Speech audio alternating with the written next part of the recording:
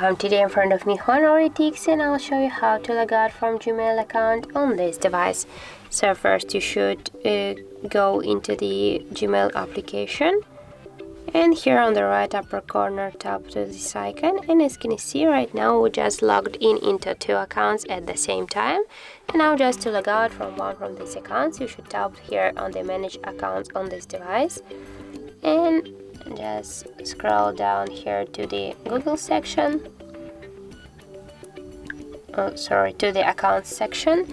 Tap here to Google, and as you can see here we got these two accounts, and just for example to log out from the second one, tap here once on the switcher on this account info, and here tap on the remove icon and confirm again by tap to remove.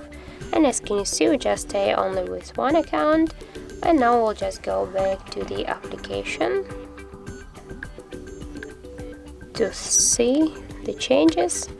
Yes, as can you see, we stay really only with one account and we log out just from the second one.